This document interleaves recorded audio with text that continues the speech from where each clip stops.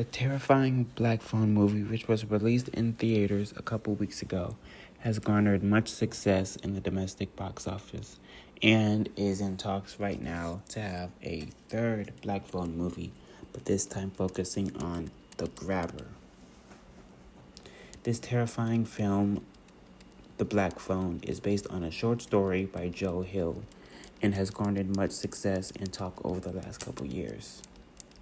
Mason Thames, who plays the main character, has returned for the second film, and this time the film follows his sister, Gwen, played by Madeline McGrath, who has begun to experience psychic dreams for the first time since her brother's kidnapping.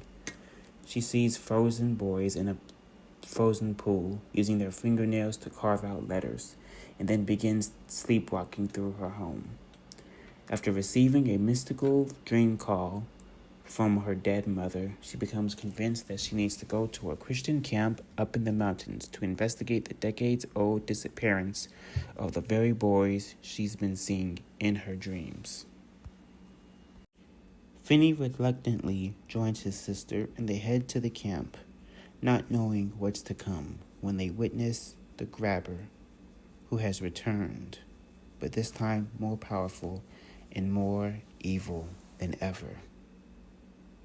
Finney and Gwen must overcome their challenges to defeat the Grabber once and for all, but not without their own shortcomings. What I liked about this film the most is I liked how they showed how Finney, played by Mason Thames, was still traumatized by the events of the first movie and how he was traumatized by it after being kidnapped and tortured. And I liked how Finney had this sense of toughness, how he wasn't taking anyone's shit, and how he was less afraid of the Grabber because of what he had already experienced before. I loved how Mason Thames played his character. It seemed very real. I feel like his acting and his portrayal as Finney was very good, and I like to see how Finney is more mature than he was as a kid, more grown than he was when the first movie premiered, and I really enjoyed this version of Finney. What I liked about the movie most is how they showed Gwen, who is not really the main character, but the movie did focus a lot on her, and how she got her visions, and how she got a phone call from her dead mother, and I thought that was cool. That was the first time we ever saw her get an actual phone call from her mother, and I liked how the movie pivoted from having Finney, focusing on Finney from the first movie, to now Gwen in this movie, and I liked that a lot. Also liked how we see how this movie was heavily influenced by A Nightmare on Elm Street, and we got to see the Grabber turn into this Freddy Krueger-esque character.